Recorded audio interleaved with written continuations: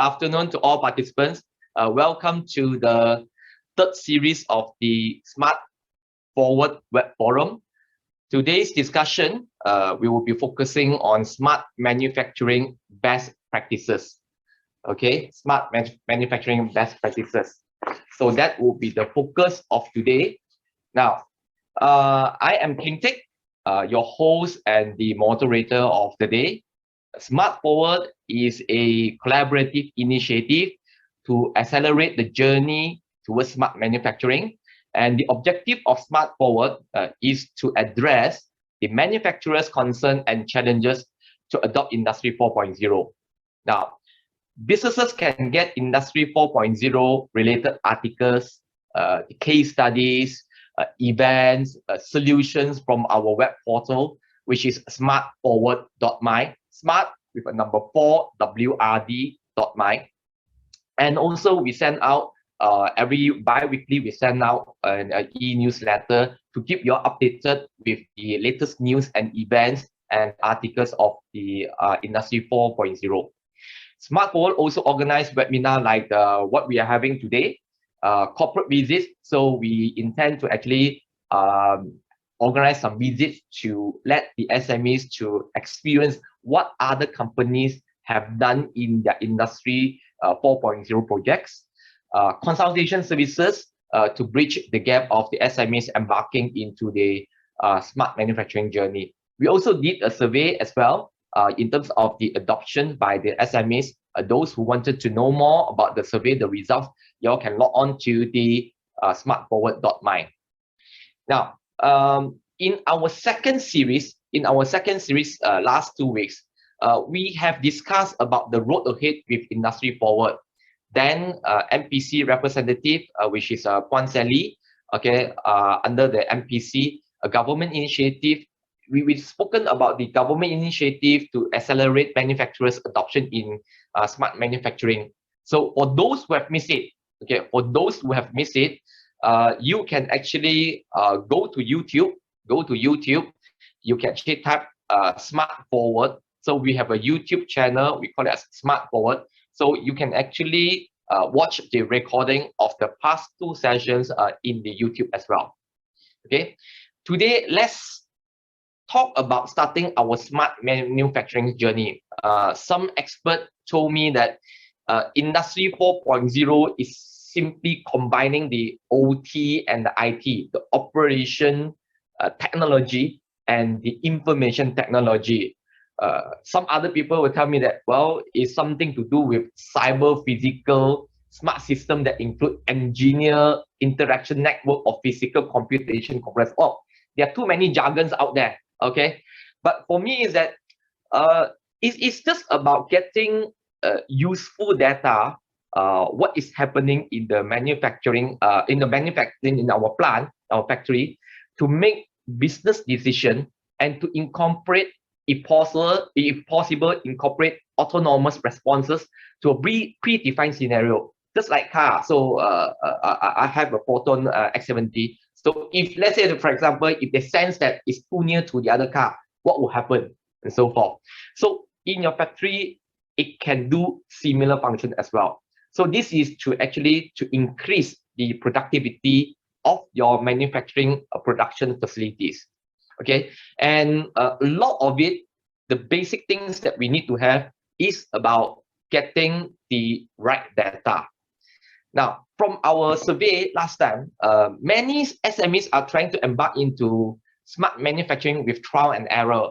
About 46% of manufacturers not knowing what are the available Industry 4.0 technology. 46% that is relevant to the operation, and 32.9% does not know where to start and what to prioritize. So these are the things that we would try to address in all of our series of the web forum over here. Now, is there any best practices which could guide us to minimize error and speeds for us to speed up the project implementation? We hope that today we will be able to find some, if not all, the answers from Alvin and of course from the companies that invited Diyou. to share with us their project experience as well. So without further ado, let me briefly invite and introduce our speaker, Alwin. Alwin Ng, over there. Alwin, say hi, Alwin. Hi, Alvin. Now, Alvin is the very young CEO and founder of the SmartB Solutions. He is very much a technology enthusiast. Okay, you go to him, he talk about these bits and bytes and so forth. Sometimes I don't understand what he's talking about. But he has a great wealth of experience in inventory and goods tracking for both manufacturing and warehouse environment. He is an expert who knows both sides of the world. Now, a lot of us, either we know about a lot about manufacturing, or you know about a lot about the financial side. But for him, he has a mechanical engineering degree, as well as a qualification in cost accounting, CIMA. So you know how to operate, okay, a factory. You know the processes, and you know how to manage your finance. That is very, very important, because in SME, a lot of companies know how to produce, but do not know how to control or maximize their investment. But for him, he able to do that. So maybe later on, we will be able to get some tips from him. In his earlier experience, he was with the Rolls-Royce PLC. Rolls-Royce doesn't only do car. It's not only about car. They are very, very good in terms of the engine, even in the airplane engine, if I'm not mistaken. And in Barclays commercial banking as well. So you see, this guy know about engine, know about machine. Then right now know about banking sector as well. Basically, he is an expert of everything, okay, covering areas with the project management and project costing and data mining as well. Now, some participants, okay, always when we organize a web forum and seminar, participants will say that, hey, King Tek, you always invite all these experts. They talk. Some of them, they would just like to just talk theory, sharing theory, and whether it's relevant to us or not, we are not so sure. And that's why that today, and for the coming of the web forum, we will always invite a technology solution provider as well as an SME to come in to share with us their smart manufacturing journey project experience. Okay, today we have bring our Malaysian SME who have started their smart manufacturing journey. Okay, later we have a lot of story to listen to. We welcome Nick Lim and also Ms. Chen from the Diyou Fibre Sdn Bhd.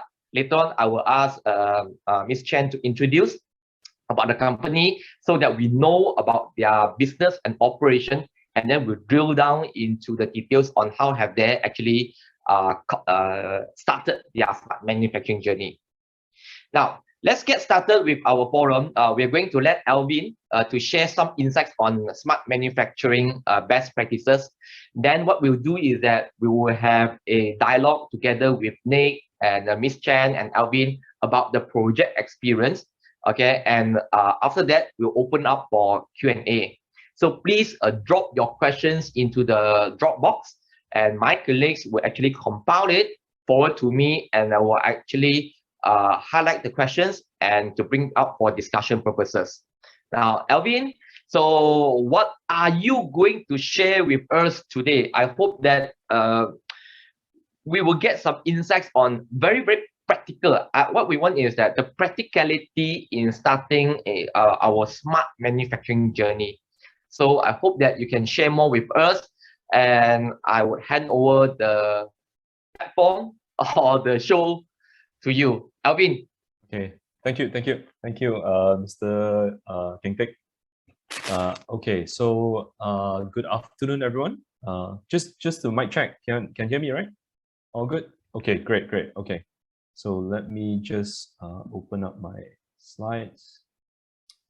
And cool. Okay, so good afternoon to everyone.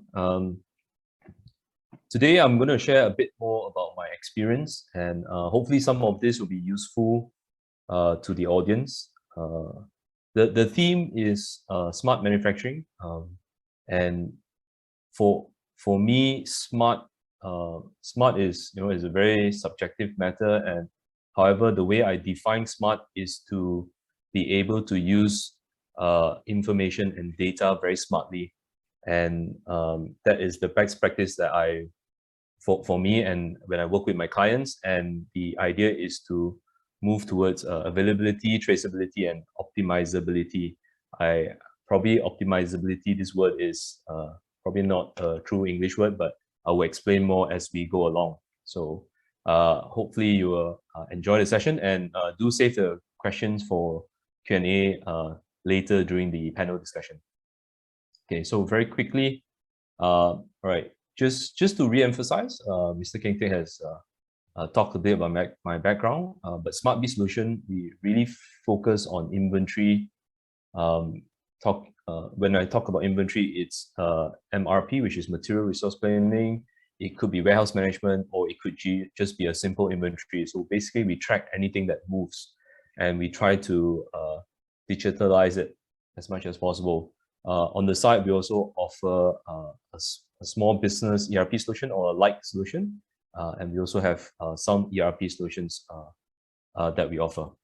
Okay, so let's go to today's area. The 3 tips I'm going to share about how to transform your manufacturing into a smart manufacturing. It's not rocket science, but some of these is something that I'm a strong advocate, and I hope it will bring some benefit to you.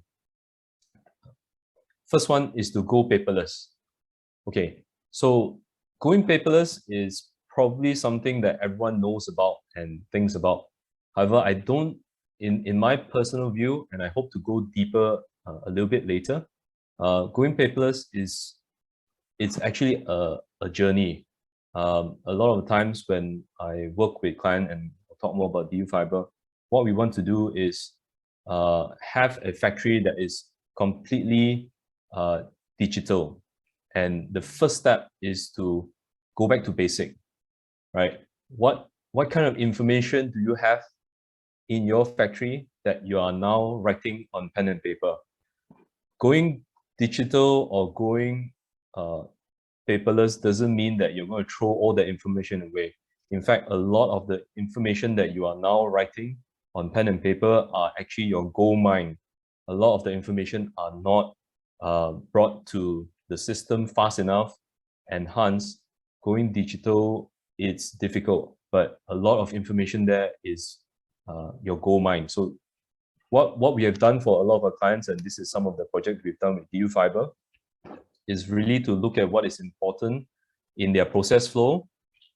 In this example, we looked at a weighing scale, and we try to figure out, okay, what kind of weighings, how can we stop writing on paper and make sure it goes straight to the system as soon as possible. One of the benefits about SmartB is we are a 100% cloud-based system. So what we did was we took a simple module, a touchscreen module, put it near to their machine. Some of the machines are older, some of the machines are newer, but because there's a touchscreen there, we integrate with the weighing scale, and the scales are usually 200 to 300 kilogram. Straight away, as soon as they click the button, pop, the data is in cloud already. And that's what I mean by going paperless. It's not just putting it somewhere on Excel and then not touching it. Going paperless is to make sure that the information can be used as soon as possible. The other way of going paperless is to implement QR codes so that at any point in time, there is no more touching or writing of things. It's all about scanning, and the scanning machines can be a few varieties. So one of the things that we use, apart from the normal barcode scanners, is also to help Diyou Fibre use mobile phone, because that is the one device that almost all employees have it. This is a sample of what we did. Bear in mind, they have foreign workers.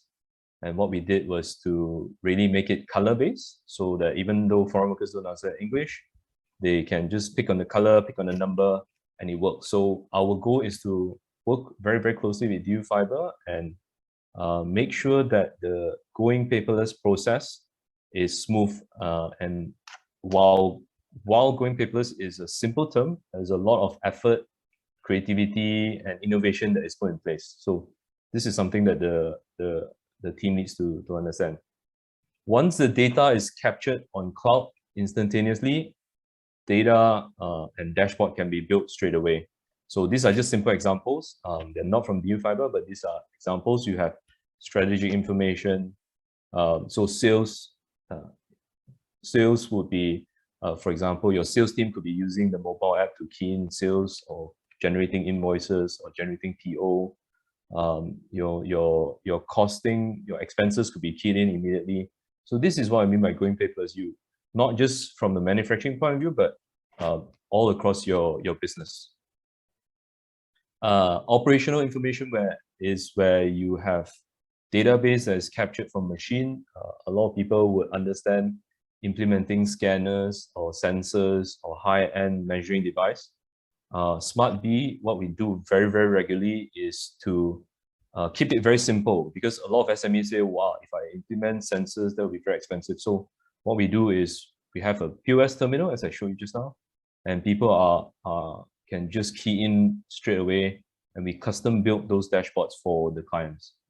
Operational data will be useful for mid-tier management, and of course, for technical people and in the manufacturing plant, they will need the technical dashboards. OEE is a very classic example. Of course, we also build different kind of dashboards. So we look at ABC analysis. We have done stock movement analysis. We have done sales analysis. But there's no difference. The first thing that client needs to do is to go paperless. Once they go paperless, we look at how we massage the data, how we analyze, how we slice and dice and put it in a beautiful screen. Of course, this is not ours, but we also have something similar where we put the dashboard on the mobile phone. And this is something Diyou Fibre is already using. They are using a software called ClickFolio. This is just for illustration. Diyou's information are not open to public, so I'm just using this as a simple example for many manufacturers. Okay, so that was the first one, going paperless. Okay, so that's the easy one. The second step to it is to make sure you have a data manager. And in all my clients, in all my projects, I would tell my clients, you must have a project manager and have a data manager at the same time. And even if the data manager is not hired immediately, at least have the data manager ready by the end of the project implementation, or maybe in the middle. Why? A lot of people underestimate how much data they have. Remember, I said going paperless is step number one, right? So imagine this, you have a lot of information on a piece of paper, and now you've put everything in a system or in a database. Now it's what we call crunch time.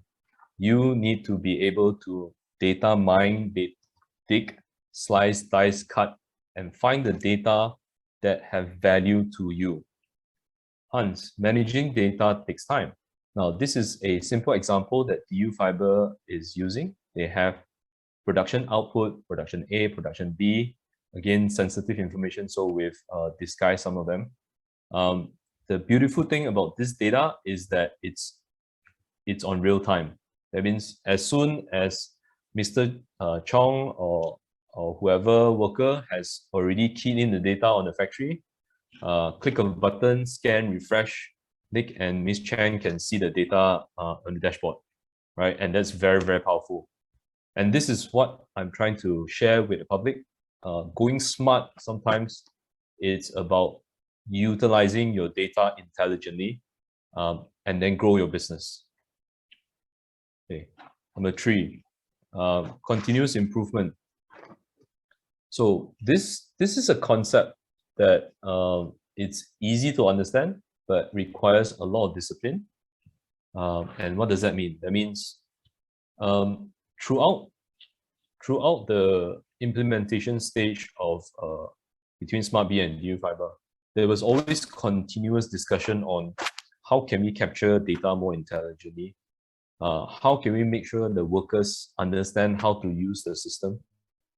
how do we ensure that the system is simplified so that the factory workers don't get confused. They will key in data that is of quality, and so on and so forth. And this will be hopefully some of the discussion later where between us and Diyou Fibre, there were many instances where some data became useless because information were not captured properly. But it was very good because the Diyou Fibre team was always there and working with us very closely, so that every time we implement a new idea, we will be checking that the data makes sense. And once we check the data makes sense, the few things that we'll be doing: number one, how can we make sure it's easy to read? Number two, how can we make sure that the data quality is high? That means, how do we know if the data is accurate? So there's a lot of ding dong between the dashboard, going back to the shop floor, checking that what they're punching in makes sense, checking that the stock volume is in line with what we would expect. Again, go back to basics, right? If you're already practicing pen and paper writing, are you actually analyzing your data? If yes, when you move it to a dashboard, is it the same data? Are you expecting the same numbers? Are we missing something? So all this requires work and effort and teamwork, so that the data quality keeps improving. And this is really, really important, that as one of the best practices, it's to have a team ready, a project community ready, of course, including your data manager, whereby you have to be mentally prepared that at any stage in your project, there will be areas that can be further improved. And this is something that Diyou Fibre has put in a lot of effort. And mind you, putting in the right team is more affordable than buying the system and then not having the system to work. So the vendor and the team needs to work hand in hand. And this is crucial, right?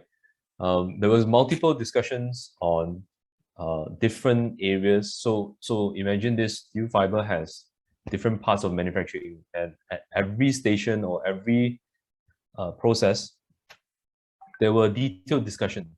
There were detailed discussion on how to improve it.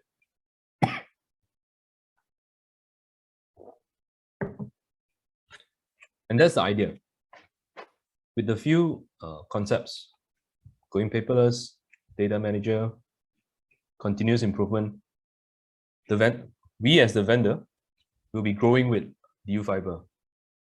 And we've been working with Diyou Fibre for 2 to 3 years now. I'm very proud to see them grow and adding more features along the way. And that's it. There's going to be a lot more discussion later on, but these 3 things will be very, very crucial in my opinion. Okay. Excuse me.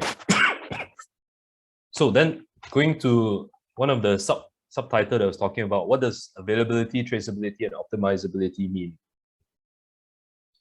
So when I started this concept of availability, the idea is, do you have available stock? And that was the starting point. I always ask Carson, okay, if you want to implement a system, most likely manufacturing side will be producing finished good. Sales team will want to know if there's enough stock to sell. From having available data, we then move to traceability. What does that mean? That means once you know that you have the available data, you need to be able to figure out, is your process or is the data, in this case, stock quantity, does it make sense from end to end? That means, does it make sense that your stock is X kilogram or X ton? Does it make sense? Is it traceable that you have X ton coming from Y raw material?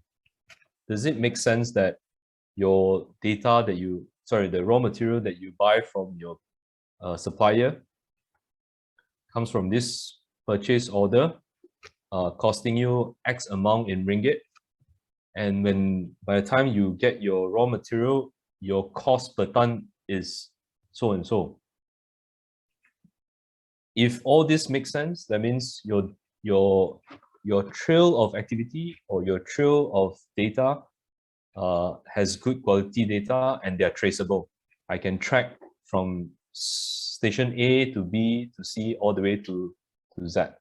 And once that is traceable, then we start looking at areas of weaknesses. What does that mean? How can I improve efficiency? How can I improve effectiveness of my machine? How can I optimize my output? How can I increase my ROI is essentially what I'm trying to say. These are very big topics, but these are the things that SmartB try to implement for the client, and so far so good.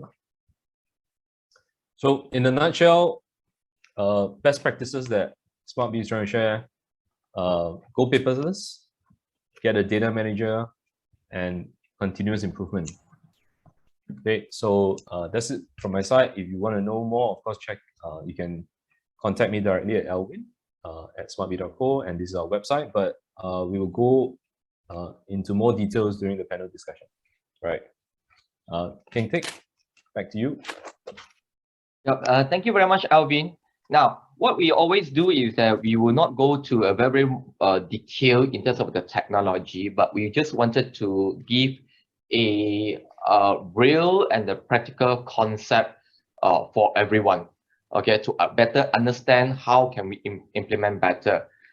Just to recap what I have gotten from from Alvin is that, number one, it's very important for us for the Industry 4 journey, we will need to actually go paperless. So that go paperless is not just to make it faster, but very important is that make sure that the information is accurate. Okay, not only accurate, but it's also real time, so that you can make decision fast, easy, and accurate. That's number one.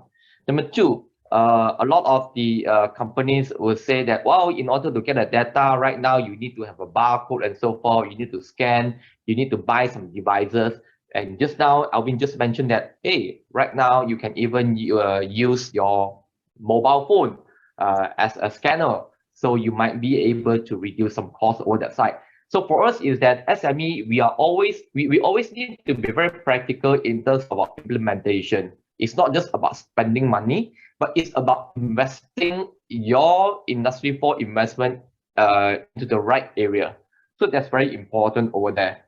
And using the mobile phone in terms of the dashboard, having the color mix, having the numbers and the pictures is very important, because in Malaysia, quite a number of our SMEs are still using a lot of the foreign workers. So if you say that a lot of words and so forth, they might not be able to comprehend very well, and their response will not be that great. So having the colors, numbers, and the pictures to tell them that if what happened, put in what colors, what happened, put in what pictures, then it's easier for them to comprehend, and we will also be able to minimize any error as well.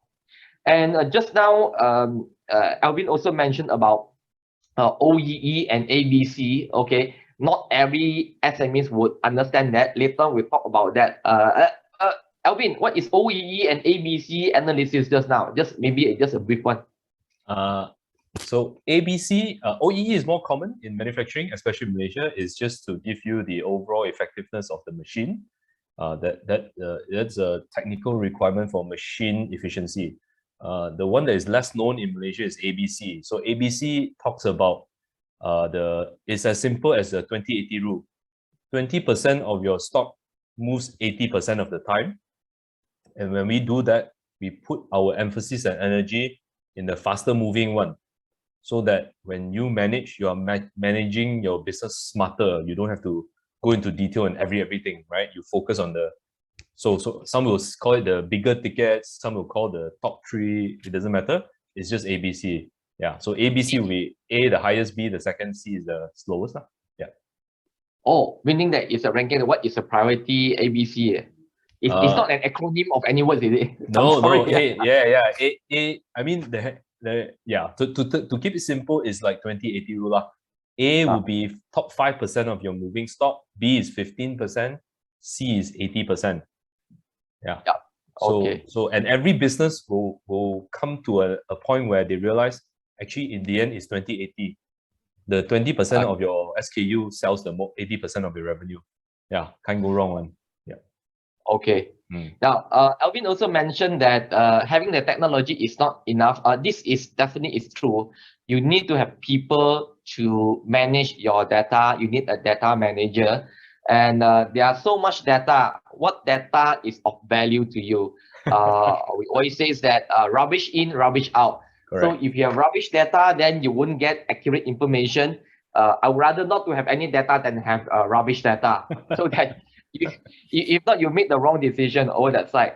Yes, And getting the right team to be involved, because I believe that what Alvin has mentioned is that your company would need to be very familiar with your own production processes.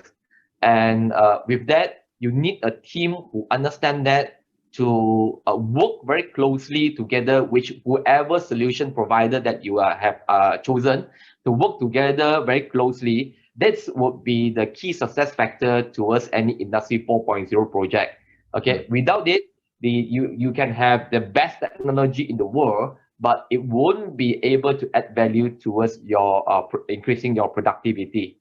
Yes. And last but not least, over here, Alvin also mentioned about how do we actually trace your cost of production. And for many of the SMEs, we only trace in terms of the cost of production is only that what are the raw materials, okay? How much time do I produce it? How many people? But in terms of cost of production, there is actually more than that. There will be your utility cost, is a cost of production as well. How much energy that you use, how much water that you use, how much steam that you use, the people, the time, okay? Is it the 2 hours or 3 hours and so forth? And the performance of your machine, because when we buy machine for the first year, it can perform very well, just like our car, okay? But after 2 years, actually, well, it's slower, a little bit slower, and sometimes it actually breaks down. If you're lucky, you know when it will break down, then you will actually go and do some maintenance, service your car, for example. But the unlucky one is that it suddenly break down unexpectedly, and your whole factory would have to stop. Everyone's sitting there doing nothing, and you cannot fulfill your delivery. And at the end, you'll be having penalty. Your customer will be charging penalty to you as well. So these are the things that you do not want, which the Industry 4.0 can actually help you. We will drill down into more detail when we talk to the representative from the Diyou Fibre, because once we understand in terms of project, then we'll be able to better apply it to our own company. But before that, I always forget about this. We will need to actually take a group photo first, so to ensure that I document that we are Alvin and myself and Diyou are not talking to each other only. There are still a lot of participants over here. So I would like to invite everyone to just turn on your video just for about 2 minutes, and let my team members to actually take a group photo. And I will hand it over to Penny to coordinate this. Penny, thank you very much, Penny. Yeah, hi everyone, I'm Penny. So let's have a group photo. Yeah, can everyone open your cam so we can see your face?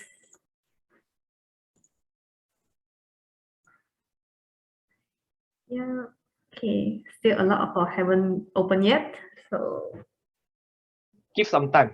yeah, okay. Yeah, so maybe you guys who already open, so maybe you can like take a makeup or like practice your smile.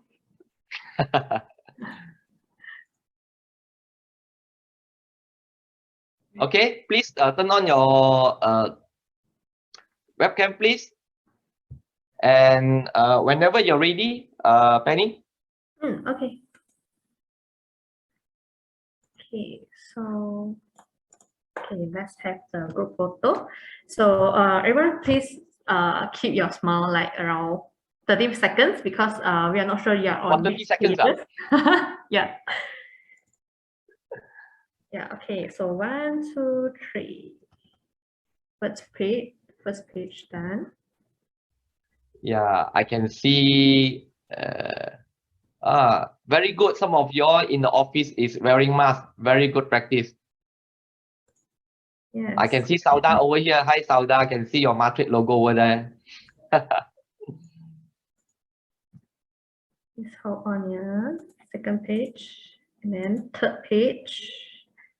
Smile.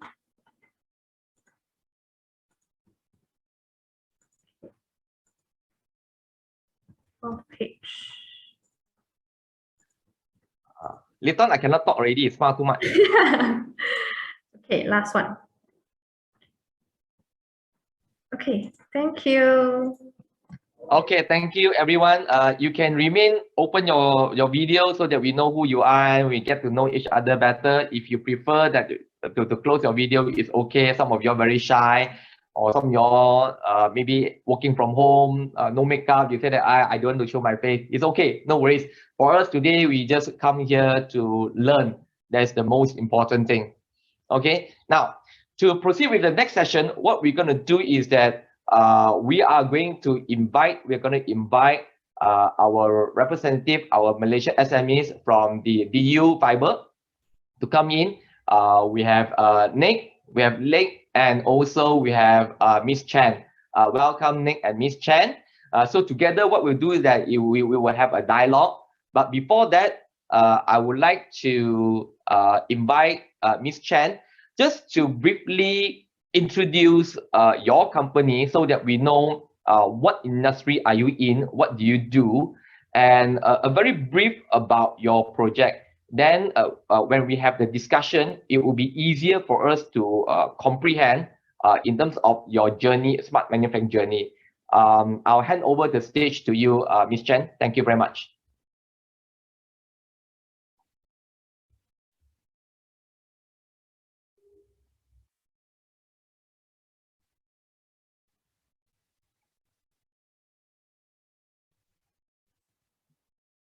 Great. We can see the slide. Yep. You can see the slide. Can you hear Yes. me? Yes. Okay. Thank you. Hello, everyone. I'm from Diyou Fibre. Diyou Fibre is a recycling manufacturing company based in Malaysia. So more than 20 years ago, we started producing recycled material from post-consumer plastic. In 2008, we introduced AI sorting machine. After 10 years, we successfully automate our material sorting facility. Also in the same year, we introduced SmartB in our production to digitalize our process. So these are the 4 plastic material that we recycle: PET, HDPE, LDPE, and PP. PET bottle recycle is the major part in our production. We turn cap and labels into resin. So this resin can be used in automotive and building materials. And also we turn bottles first into flakes first, then into fiber. So these fibers can be made something from bed to aerospace. This is our production process for the PET bottle recycle. The collector will send the bottle to our recycling plant. Then we will sort the bottle. Then we crush the bottle into flakes. Then we wash the bottle and we dry it before we send to the AI sorting machine. So the AI sorting machine will help us to sort out the different colors and also the unwanted materials such as metal and some PVC. So our flakes can be used to produce fiber, PET strap, PET bottle, and also PET shapes. So these are the product that we produce. fiber, PET strap, flakes, and resins. Okay, so just now I mentioned in 2018, we introduced SmartB in our productions to digitalize our system. So I will have a brief on our project. So the project actually includes two major parts. One is the office and another one is the production. So in the office, what we do is we connect the lorry truck weighing machine to the system. So when we receive the raw material, it will be keyed into the system automatic. So for the good transfer, we use mobile. We use mobile to do all the good transfer. And also we use barcode to dispatch our product. In the production side, we also connect all the weighing machine to the system. So when the workers put the product in the weighing machine, it will be automatic key into the system. So we use POS system as well because we got a lot of foreign workers.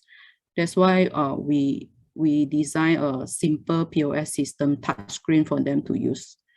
And also for our final product and semi-product, we also generate QR barcode. We use mobile to scan the QR barcode because the scanner is not practical to use in our factory. So we implement this mobile QR scan. Yeah, that's all for my part. Thank you very much. Thank you very much, Ms. Chen, for your sharing. Now, let's have a very simple dialogue over here. Okay. I would like to invite Ms. Chen and the Nick and Alvin together. If my team can actually spotlight for us, that would be great, so that we have the discussion together. Yeah, thank you very much. Now, over here, let's start some discussion. Let me ask Alvin first. Now, you have spoken about the data, you have spoken about data manager, a lot of the information goes in, comes out, analyzed, and so forth. But okay, let's not go to that yet. Now, the concept of Industry 4 or smart manufacturing in general is still very new to a lot of SMEs. Just now you mentioned it's very, very important to have the right team to be involved in the project. Now, who should be in the team in any of the SME? Alvin, we start with Alvin first, then later on, we'll actually get some ideas from Ms. Chen or Nick. Okay. Without a doubt, the most important person is the business owner of the manufacturing company. We need his buy-in because without the owner, decisions can't be made fast enough, and it can become draggy.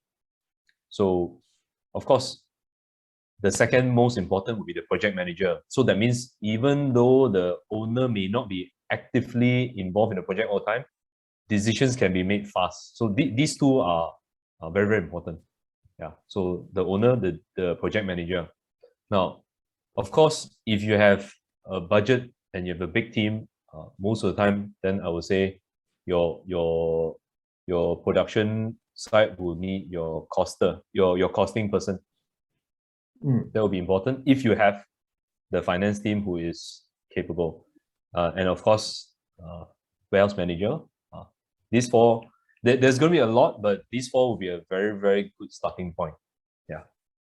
Yeah. What about let's ask Ms. Chen first. Now, the thing is that practicality of an SME. Diyou, yeah, maybe your company is bigger, but quite a number of SMEs might not be at that size. We might not have so many of the resources to spend. Hey, boss always says, hey, everyone going to be the committee of the Industry 4. No need to work. Okay, these will be the comments, general comments by the bosses. What do you think about that, Ms. Chen, since you are the project manager for it? I think the most important person is the one from company that who knows, really understand the process of the whole company, not only the production process, including those internal process like marketing and all the things in the office. So I think no need to have so many people if you don't have the budget or you don't have so many resources. But the one who in charge need to be very good in communication, so that he need to knows how to communicate with the internals and also the external. So this is my thing. Yeah. Nick, you want to add on anything? I think it's a bit special because the strategy team is actually handling all the transformation, because our leadership team has came down with the idea that actually it's sort of a mission. We have to transform, digitalize the whole Diyou by 2025. Hence, we have this team, like what Ms. Chen mentioned. The key person should be the glue to glue every department, because we're not just looking into inventory, we're not just looking into financial numbers. It's actually a combination of everything. So the flow is very important. Yeah. So in order to have a very successful transformation, you need the buy-in of almost everyone, including the operators. So that key person, he or she should be very familiar with the whole operation of the plant, of the management, and yeah, as Ms. Chen said, communication. You need to educate them. Education is very important in transformation. Yep. Yeah. Then I continue with you, Nick. Nick, the thing is that I'm highly interested to know what makes Diyou Fibre actually decided to embark on this industry 4.0 journey, because most of the SMEs manufacturing right now in Malaysia, what their priority, or most of the SMEs priority, is that, hey, I want to increase my productivity. So increase my productivity means that I want to add on machines, I want to produce more. Okay, that is the priority. But in terms of Industry 4.0, from the Industry Forward initiative by the government since 2018 until right now, we still see that the adoption is rather slow. So can you share what makes your company actually decided that, hey, we really need to embark into this journey? Nick? Okay, I think it's something to do with the evolution of generation. Okay, to be honest, I'm 80s. Yeah, I'm 80s. I'm sure a lot of here are 80s or even 70s. But this is not how 90s or what we call millenniums, how they think. First, manufacturing, we are actually facing, and I know this is a pain for almost every manufacturer, we're facing the problem shortage of labor, all right, shortage of workforce. And again, we are a recycling industry, and it involves a lot of field work, and then a lot of like manual labor work before we transform. Okay, so I think we need to separate out these two things. They are related, but they are independent. One is you transform your process to be automated. Okay, but it's quite different from implementing or digitalizing your company. It's two different things. Yeah, you have to bear in mind. So automating your process, upgrading your plant to buy more automated machine, it's to enhance and it's to increase your output. All right, but that doesn't mean you are digitalizing your company. No, you can have a very sophisticated machine, but you're still recording the output on paper. Yeah, But it's is very it different. important to, but Nick, is it important for us to digitalize it? Because if we digitalize it, it makes things look good. Is there does it really help in your business growth? Because a lot of SMEs is that, hey, yeah, everyone is jumping into the bandwagon of digitalizing, but I'm doing okay. Right? A lot of companies say, I'm doing okay. Right? What's wrong with me writing it? I'm still earning profit and so forth.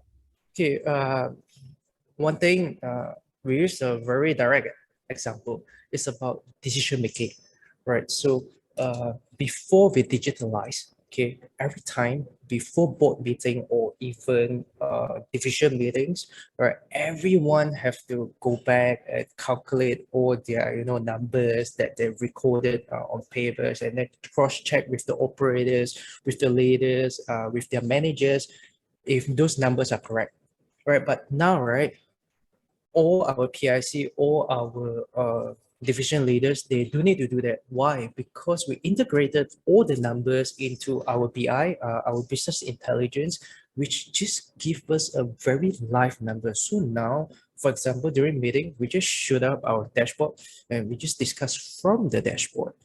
And then we can see patterns. Okay, so human, we always miss out something, but data don't lie. Human lie, data, they just don't lie. Yeah, so decision making, it really speeds up our decision making. It really almost 99.99% accuracy, right? Of course, there still might be human error when they're trying to input the data, but everything input. So there'll be formula behind the BI. It gives us what we want, because to be honest, manufacturers, all colleagues here, what do we want to see? Our production output, our costing, how much materials have we used, what's our wastage? Those are actually, it's a repetition process. Why do we still need to hire a bunch of people to come out and work out all those numbers when all those are fixed formula, right? When you have the data, you have to digitalize the data, the computers, your system can help you to come up with all those numbers automatically and on time. Okay, cool. Now, again, about the project right now, maybe Ms. Chen, you can help me to answer this. A lot of the SMEs, just now in the opening, I mentioned that the SMEs, a high number of them, they heard about Industry 4.0, they know that it is beneficial, but they do not know where to start, how to start, and they don't even know who to look for. Who is good, who is bad, because there's not many references in Malaysia. Now, can I know, or maybe Nick or Chen, you can actually help us on this, is that how should we actually start the journey? Should we start the journey by having our own team established first, or we start the journey by identifying our pain points, or we start the journey by getting the solution provider and how to choose a solution provider in, then we discuss with solution provider on what to do? Because a lot of the SMEs doesn't know where to start. So maybe we can start with Nick or Ms. Chen. Then later on, I will ask Alvin, maybe you can give some suggestion on that. From Diyou, who would like to help to answer that? Okay, so I think I can answer. So I think at first you need to know what is your needs first. So what you want to achieve, this is the first thing. Then secondly, of course, you need some internal person to start the project. So for example, in our case, our production is very unique. So that's why I need customizations in my system.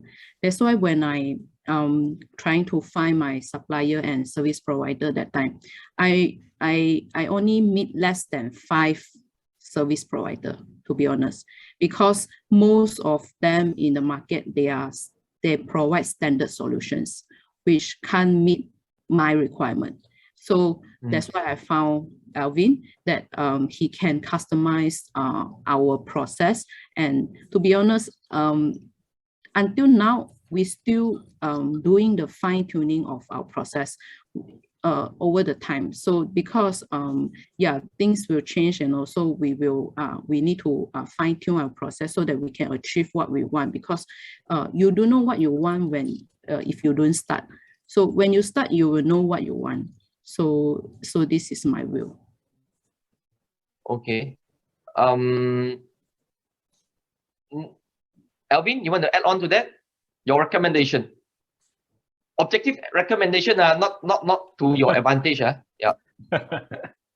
No, I think I'm trying to remember because we've been working with Diyou Fibre for a long time already. So I'm just trying to remember what happened last time. But I think the simple truth is it takes two hands to clap. Because even for us as a solution provider, we see good customers and we see not so good customers, and there are some customers, don't even need to talk. So for me, I think it's same for Ms. Chang and Nick, is we really have to get to know each other. So for us, of course, we have to present what our service is. For them, they have to be very clear of what they want, so that I can tell them I can do the job or cannot. If they give me a requirement that I cannot do, then I'll say thank you very much. We go, yum cha, that's it. Then so in terms of finding a vendor, there are so many vendors in the market, but I think just getting to know your vendor is a starting point, and be very transparent. I think this is something that SME needs to learn. Just be as transparent as possible, so that you can speed up the process. And of course, it was very fortunate for me to meet Diyou Fibre, and it's still one of the few projects I always remember, because they've done their homework before they came to me, so it was a lot easier. But the work isn't any easier when we started work, because there were a lot of discussion on how to fine tune, which is the third point I made just now. It was a continuous process. Every 2 months we'll meet up and say, okay, this is not going to work, we have to try something. So a lot of discussion. There was a lot of discussion. So it was very mutual. I remember it was very mutual. So it was easier to proceed. Yeah.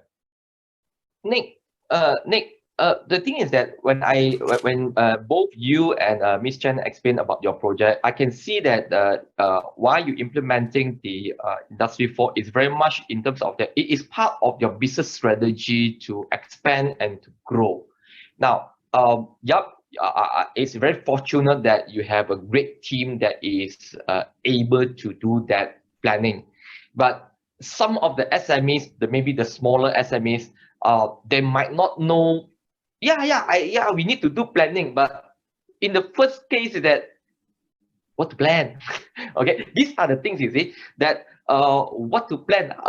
So what would be your maybe recommendation, or 3 or 4 things that you would need to do before that you would invite any solution provider to come in to partner with you on the journey? All right, first thing, ask your boss what they are not happy with the management. Like Ms. Chen said, technology, they don't help you to earn money. No, they can't just tell you where to get money, but they solve your problems. They solve your problems. But to solve problem, you need to know what are your problems. Yeah, so this is the first thing. What are your problems? What problems you want to solve? Okay, is it inventory issues? Is that data lagging problem, or is that communication issues, or wastage issues, or your warehouse manager, they couldn't give you a very accurate updates on the stock level, or your purchasing issues, your paperwork issues. So I believe every company, you have your own very strong point, and you have your own weaknesses. So find out your weaknesses, and if you want to solve them, this is very important. All right. And then some other areas, no one is ready for transform. No, everyone need to transform, because things keep changing. Technology updates every day. Yeah, that's why even with our cooperation with SmartB, right, whenever we have a new product or new formula or new ways of doing things, we need to tweak. We need to tweak. Yes, the whole basic structure is there. You need to build that base, and then you fine tune. You fine tune. Yeah, that's very important as well.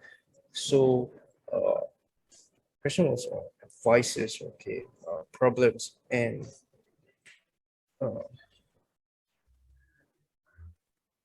budgets. Okay, when we are talking about budgets, this is very important. Sorry, I'm just trying to be practical. Okay, so Please, practical. You have to be, because that will be the next question that I will ask you, the budget. you dream big, but you start small. All right. There's no magic tools that, hey, come on, vendor A, give me this solution. By next week, everything will be solved. No. Solving problems, you need the right tool, right person, and there's a learning curve, all right? And the learning curve really depending on the complexity of the problem and how much resources you pour into it. So why does it relate with budget? So of course, we are Chinese, right? I mean, sorry, I am Chinese. We like to have the biggest payout with the smallest investment. Yes, you can do it with technology. You can do it, but then you need to do it right. You dream big, you start small. When you started, after you started, then you can see the cost savings and the advantages technology can bring to you. All right. Again, it wouldn't solve everything over the night, but you can start to see the advantages that technology might bring to you. This is very important. Dream big, start small, with your budget. Okay. There's a lot of packages over the market, like starting from I think you have some from 1,000 to maybe 500K or even 2 million on SAP or Oracle, right? Do you really need that? No. Manufacturers, do we really need a full suite ERP? No. Do we really need a super handsome, good looking system? Not really. It really depends on your problem. All right. That's why you don't really need to put in a lot of budget. No, because this thing, right? We call it a journey. All right. You just spend depending on your milestone. All right. Don't go all in like wanting to solve everything with this thing. To be honest, it's not possible. All right. Okay, great. Well, I do not know small is how small, big is how big, but I believe that most of the manufacturers would already know that the government under the Ministry of International Trade and Industry,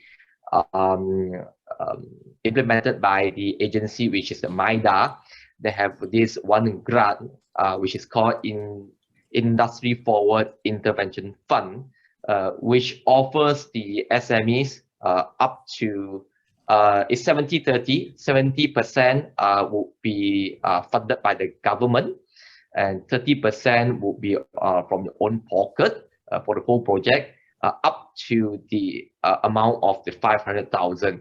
I strongly believe it is actually more than enough for you to kickstart your first Industry 4 projects, because as Nick mentioned,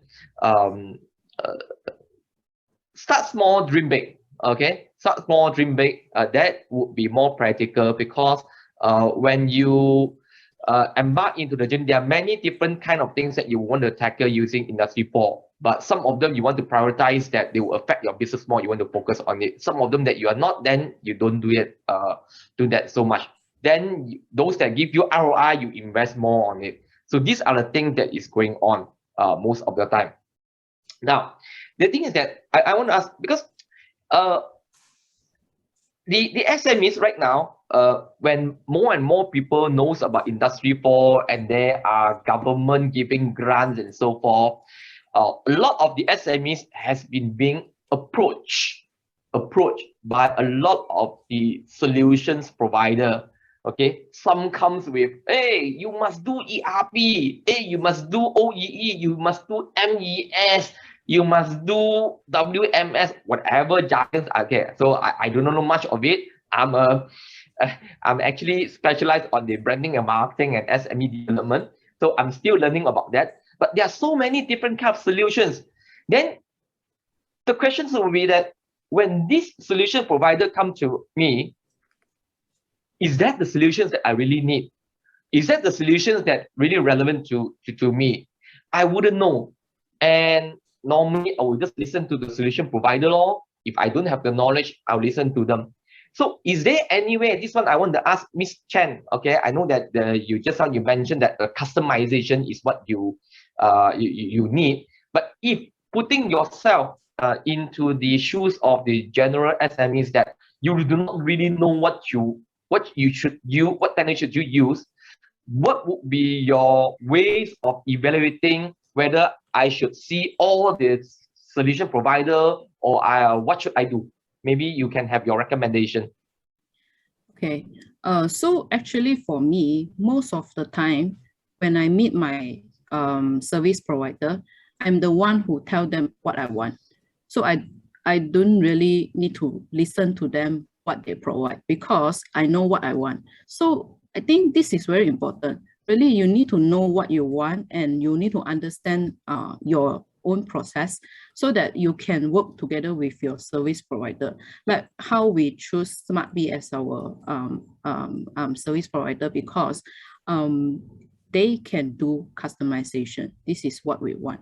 So I can say the process in the digitalization that we are doing now is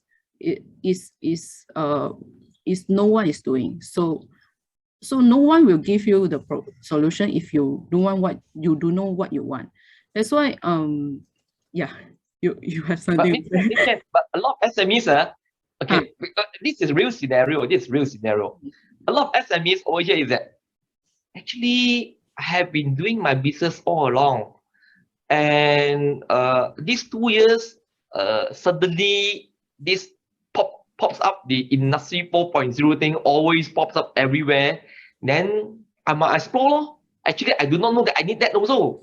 So if everyone going to embark into industry 4.0, I should also go for it. And right now they got grant, I should go for it. But again, frankly, many still doesn't know what they want. So how do you tackle that? How do you take? I really do not know what they want. I really do not know what's my problem. Okay, so in this case, if you really don't know what you want, then maybe you can meet more service provider to listen to their advice, which one that you think is the most possible for you to run in your industry. Because for us, it's really customizations. We do all the customizations work. I can see Nick facial expression that he has something to say. I mean, every company we have different problems. When you say that, right, it's like everyone walking into IKEA. When you look at their showroom, you feel like, oh, this one suits me, that one suits me, this one will sit so perfectly fit at my place, right? But the reality is no. As we mentioned, you do need everything. Yeah, you just do need everything. Find the pain point. Find your company pain point. Okay, what gives you headache? What really gives you the pain that you can't tolerate? Like every time when you're having meeting or every time when your boss is asking for something, you just go and search. That's the pain point. That's the pain point. If you do not know, if you really do not know, one way we do this in our company is because we have many different divisions, right? We treat them as individual entity, okay, and all of them are having different problems. We just sit down with them, all right, we review the whole process. First thing is we see what can we change or improve without implementing new technology, right? That's internal process, all right, and then we list out what can we speed up or how can technology help with those things. Because everyone is different, every division, every companies, they are different. You need to know your process very well. Okay, of course, if you really do not know how to start, there are a lot of what we call process engineers or process consultants, right? Out there that they can enhance the flow of the process. That's very important. Yeah. Okay. One of the options that I think that personally I can recommend is that under the Smart Forward initiative, as I mentioned, Smart Forward is a collaborative initiative that we wanted to bridge the gap to embark into the smart manufacturing journey. The SMEs can actually go into the smartforward.mind, the web knowledge portal, whereby over there, the content, we update the content over there in terms of how do I start my smart manufacturing journey? Why is it relevant to us? And then there are also quite a number of the case studies that you can actually go through, whether it's video, whether it's article, that you wanted to actually look into it and see what other people has been doing, how has it benefit their business. Okay. And in the Smart Forward initiative, we're working very closely with the MPC in terms of giving as many support as possible through the readiness assessment, working with MIPI to get you some funding. Right now, we even included one of the our Industry 4.0 drivers, which is a P2P financing. A lot of companies says, yeah, I want to embark in it, but I do not have the enough cash flow to it. So there's funding.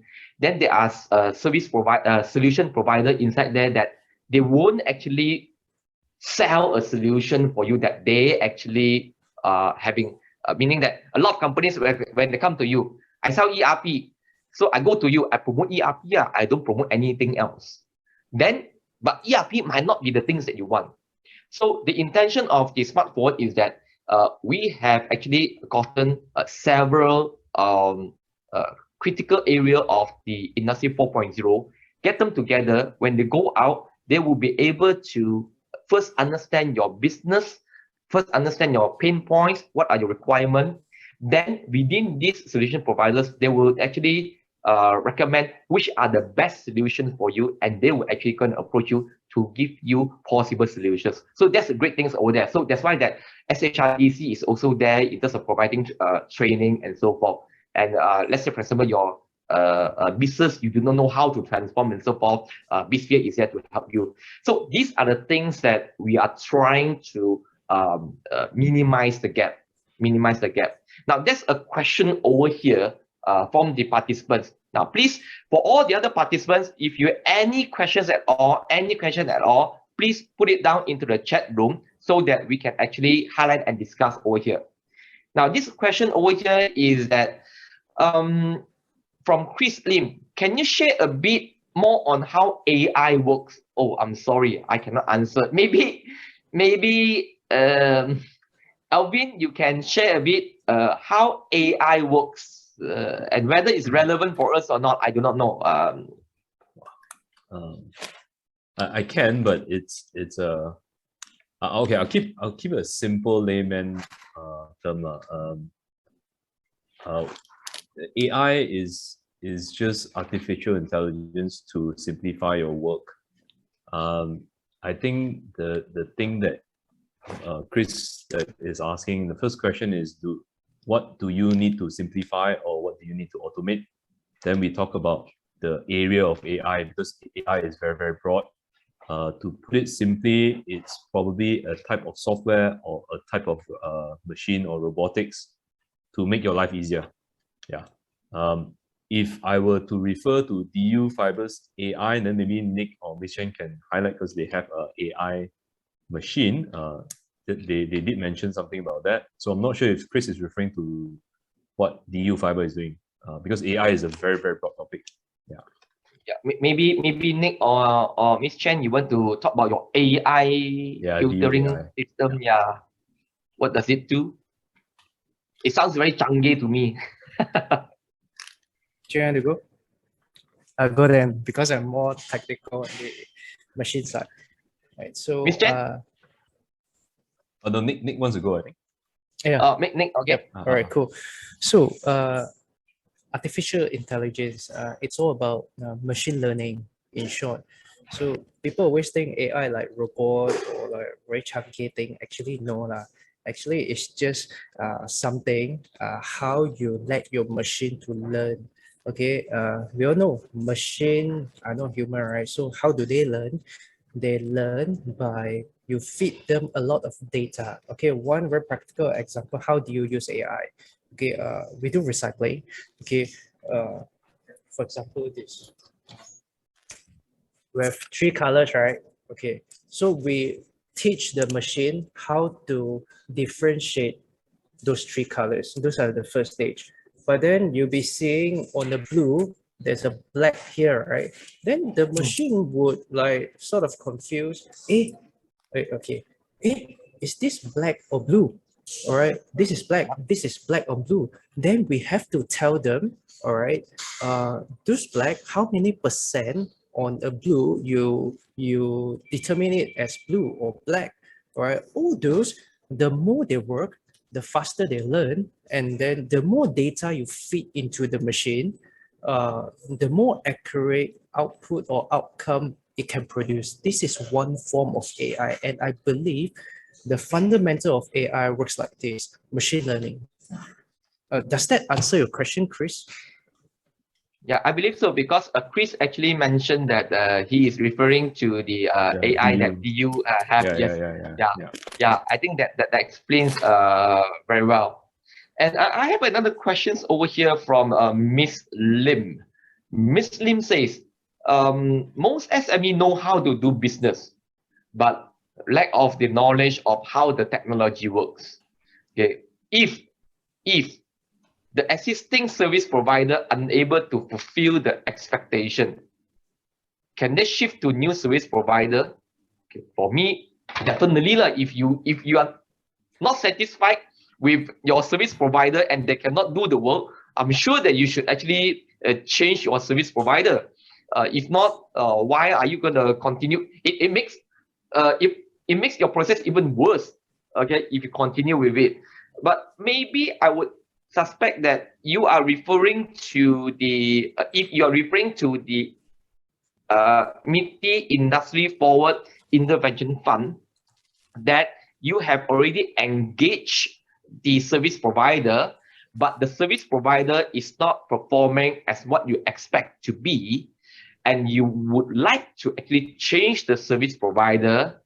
Yes, what you can do is that you need to actually write a letter to MIDA to justify why do you need to change your service provider.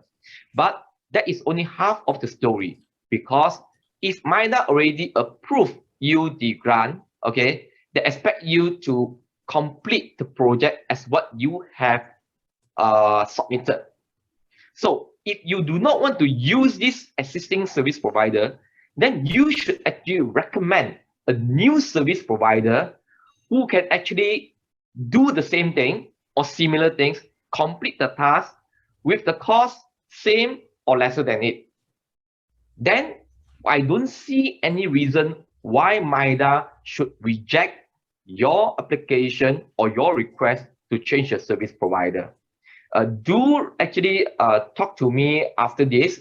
Maybe what we can do is that we can help you to highlight it to MIDA if need be. If not, if you need to have a recommendation or what to do, who to do, and so forth, then maybe we can give you the advice on it as well. Okay, so that would be that. Ms. Lim also asked, to implement distribution manufacturing shop floor ERP module, how much is the budget needed? Wow, sorry, this I cannot answer. Maybe Alvin, you know more. It's difficult to say because I need to know what type of manufacturing and what is the, it's hard to give you a number, and I dare not, because different facilities and different requirements in the shop floor, it varies. But I think what I can say to answer the previous question also, and maybe this is in line, is just to be clear, although Ms. Cheng and Nick is in front here and we can say we are friends now, when they picked me as a vendor, it was not easy journey, okay? For example, they had 10 process flow. They would pick one floor and test me Cao first. All right, Alwin, can you do the job? And that was the reality. So so to previous question and the shortfall one, to find a vendor, to know the cost, to know the budget, each vendor will have a different type of costing because each will use a different technology. For example, SmartB focuses a lot on cloud, so we don't do local or on-prem data collection. We only, it must have internet. Then that will change the ball game a lot already. And for example, Diyou Fibre uses a lot of mobile phone. They don't even buy hardware from me, so that will save them a lot of cost. So by that, actually, your cost saving is huge. So it's very difficult to give you a number. But the truth is, when you meet a vendor and the vendor is very confident they can deliver, feel free to ask them to start small, as Nick and Ms. Cheng has said. Because I was really tested, right? They were like, oh, can or not, can or not, can or not. Then they were like, okay, you show me. Then when they were happy with the first small project, then I got more. And that was how it was. That was how it was. And of course, quite happy that they're very happy. That's why we are still here. I will ask whether happy or not happy later or not on the. Okay, now it's right now 5 minutes to 5 already. I need to ask you, Alvin. Now, there are quite a number of the SMEs over here and the manufacturers over here. Okay, if let's say, for example, if they wanted to embark into the journey of the Industry 4.0 of smart manufacturing, whichever stage they are in right now, what would be the services that you can actually offer to them to help them, and when should they actually call you up to request for your support? At least that they know what can you do to help them. Yeah. Okay, so I think the first thing to do is, and it's not being marketing, but the truth is to inform me as soon as possible. The first thing I will do is I need to understand your requirements. As Ms. Cheng said, as soon as I understand your requirement, if I can do the job, I'll be more than happy to offer the service. If not, then the Smart Forward team, but that's separate. Okay. So what do I offer? As you all know, my biggest offering is goods tracking and inventory on cloud. Something else that I also offer, but not many Malaysians take up, is I offer cost analysis investigation for manufacturing. So that's more of a consulting where you really want to understand your manufacturing costs. As Mr. Keng said earlier, I'm actually a qualified accountant for manufacturing accounting.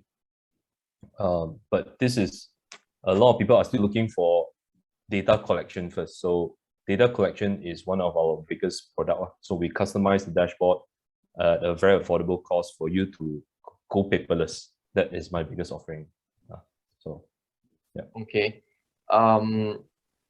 You might want to share your contact over there. Maybe my team can share the contacts over in the chat box. Yeah. Now, last question for the 3 panelists over here. Last question.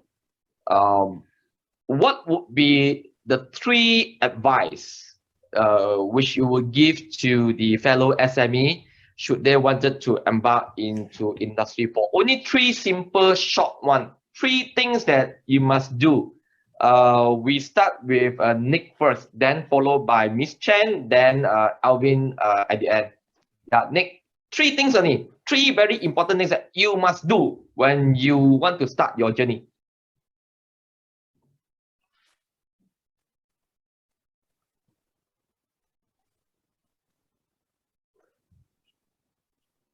Oh, Alvin need to think. I also need to think. Okay, Industry 4.0, right? Really sit down with the decision maker and then ask them if they still want to be in the market in the coming 10 years or 20 years. Okay, to be honest, if you don't transform now, sorry, you will slowly get diluted. Okay, this is very true. Okay, second advice, if they wanted to embark into Industry 4.0, do you want to hire more youngsters? Okay, if you want to hire more youngsters, when they come in And then when they see the company is still using the old way to operate, normally they either don't come in or they come in and stay for weeks or months, then they out. Okay. Okay. Okay. Very practical, okay. And then Yes, the very third practical. one, Good advice. the third advice, if they wanted to embark into industry 4.0,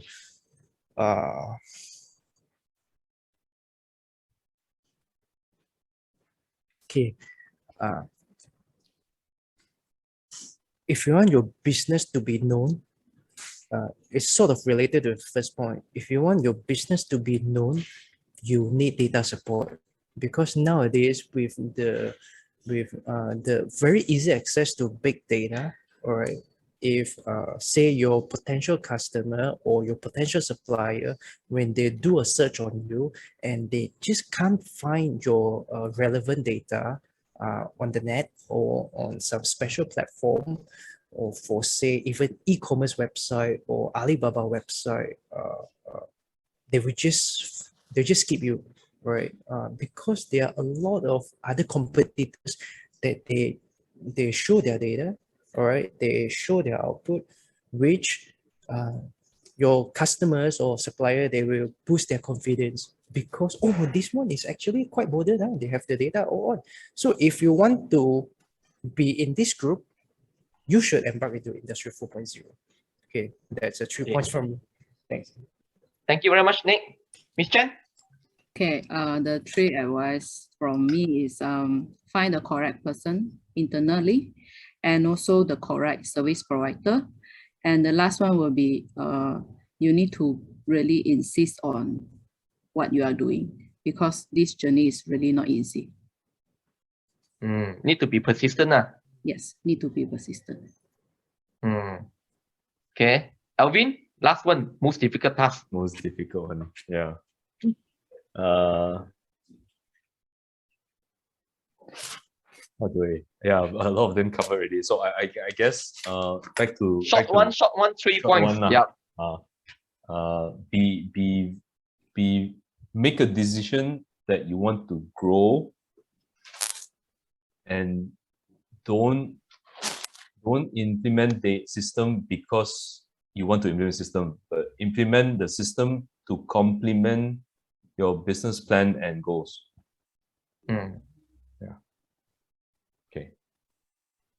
I'll keep it to that because the rest will cover already. Yeah. Okay. Thank you very much, Ms. Chen, and also Nick Lim from Diyou Fibre.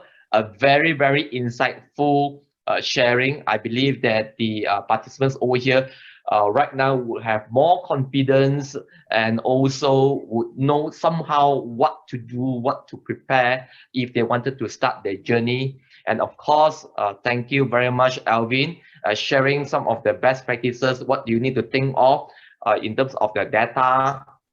And I believe that some of the participants would contact you if they need any help.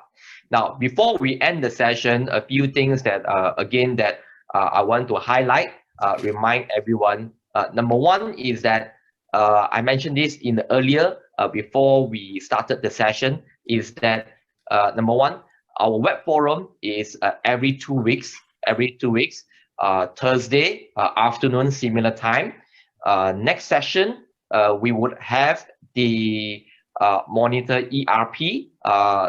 They would be actually talking about Industry 4 as well. Maybe my colleagues can actually show up what will be the topic.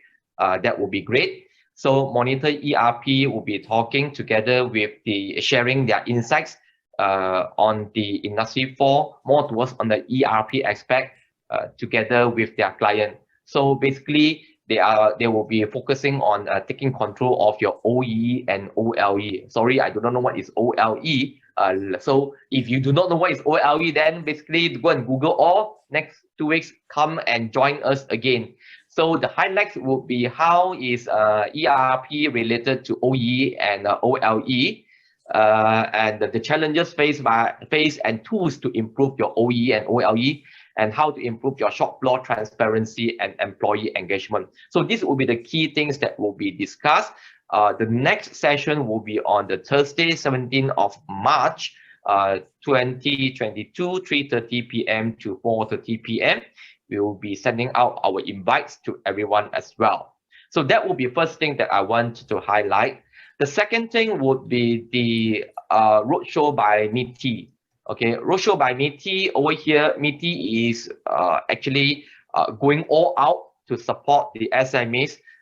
If you have not embarked into the Industry 4.0, MITI will tell you in terms of the industry forward policy, the readiness assessment program, assessment criteria, and also the funding opportunities. Then for all the companies who have already embarked into the Industry 4.0, even though that you have the readiness assessment done or you have the readiness assessment report, then there will be a one-to-one coaching session as well. Meaning that, oh yeah, I have been assessed by the assessor body. So what next? So you might want to talk to the MIDA in terms of how can I best apply for the intervention fund.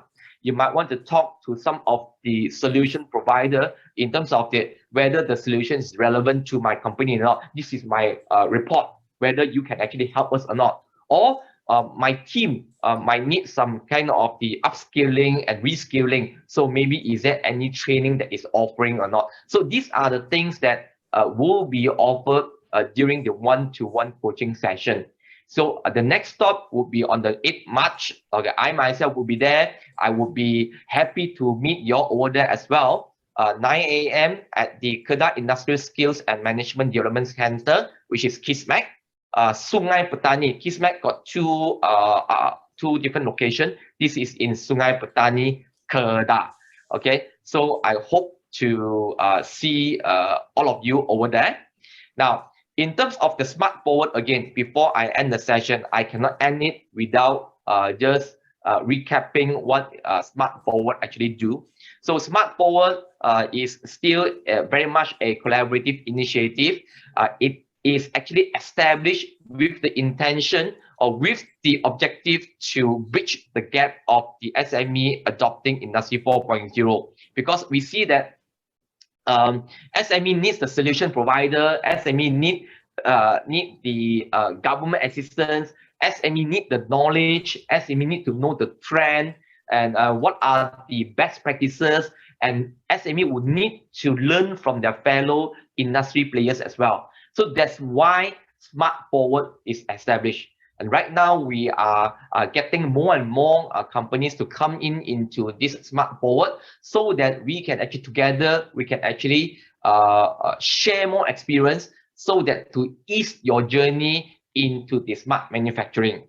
So do remember that please log on to the smartforward.mind to get more information.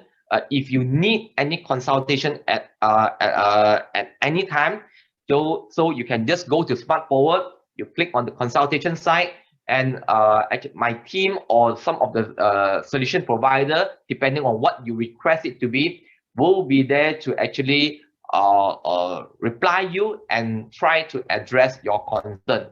Because quite a number of the companies, they do not know what they want, and I have actually see that some of the solution provider is actually going up over there to meet them and to see what do they need and so forth. So this is the key critical things that we want to do. We want the companies to come in not to sell solution, but we want the companies to come in to offer their consultation on what is more important to you. So with that, thank you very much. I would like to thank everyone for your participation and your attention. We would see you all again in the next 2 weeks on the 17th of March. So with that, stay safe and please help us. I will need you all to fill in the feedback form. It's very, very important for us to improve how we do things over here. With your feedback, it is actually helping us to help you. So please put in your comments in the feedback form, positive or negative. We welcome all your feedback. With that, I can take from the BSphere Brand and Marketing Group, as well as the champion for the Smart Forward. So with that, thank you very much and goodbye. Thank you.